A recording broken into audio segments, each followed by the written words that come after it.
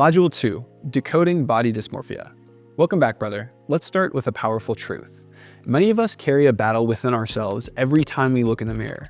We're often our harshest critics, seeing flaws where other people might see strengths.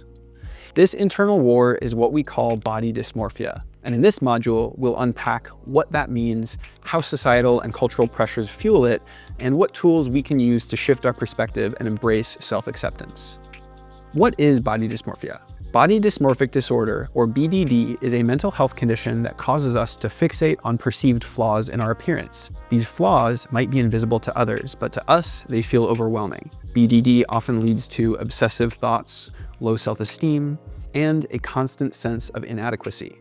Though body dysmorphia is often discussed in relation to women, it affects men just as profoundly. From a young age, we're taught to tie our worth to our appearance, our muscles, height, jawlines, or hairlines. And the result? A relentless cycle of self-criticism and the belief that we're never enough. One of the more common forms of body dysmorphia we're seeing in men and boys is called bigorexia nervosa.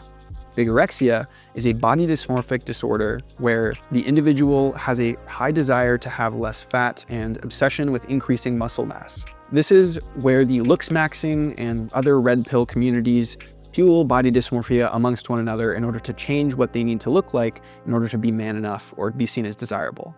While body dysmorphia feels deeply personal, its roots are societal. Think about the images we're bombarded with every day as men. Ripped superheroes, shredded fitness influencers, perfectly styled models, and social media amplifies these ideals, creating an endless loop of comparison. But it's not just about media. Patriarchal masculinity plays a big role, and strength and size become definitions of what we're worth. And if we want to be a real man, we need to look a certain way. Bigger, leaner, stronger. And if we don't, well, we're conditioned to believe that means we're failures. Even Arnold Schwarzenegger, one of the most celebrated bodybuilders in history, struggled with body dysmorphia. Despite his fame and success, he looked in the mirror and saw only flaws. If someone at the pinnacle of physical achievement can feel this way, it shows just how pervasive these pressures are. To combat body dysmorphia, we first have to recognize it. Here are some common signs. Constantly comparing yourself to others' bodies, fixating on perceived flaws no matter how much progress you've made, letting your self-worth depend entirely on your physical appearance. Once you recognize these patterns, it's time to address them. One tool that can help is the why ladder. This exercise helps us understand the deeper motivations behind our actions. For example, why do I want to work out? To feel strong and confident. Why do I want to feel strong and confident?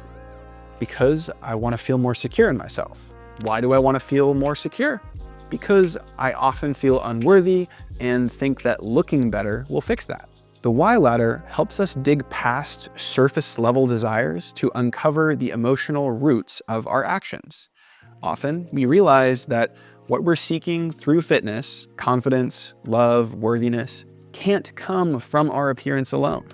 Reframing body dysmorphia is not about abandoning fitness. It's about shifting the narrative from one of self-criticism to self-acceptance. And here's how.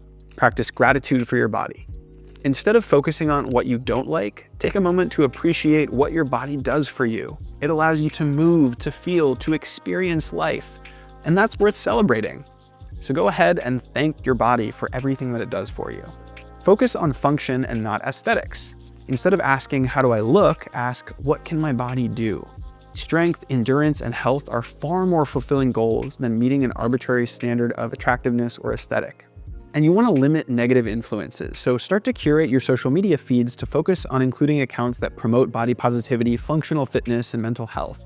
Avoid content that fuels comparison or perpetuates toxic ideals. Seek support.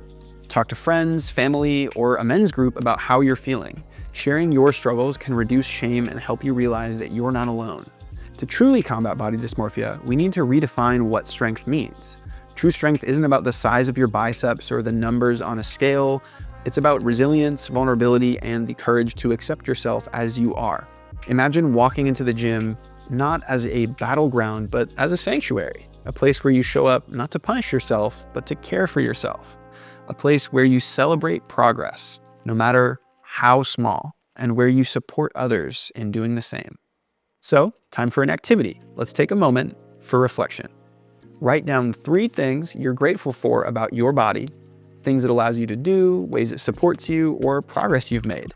Next, write one fitness goal that's focused on function rather than appearance, like improving endurance or learning a new skill. Maybe you want to perfect that handstand.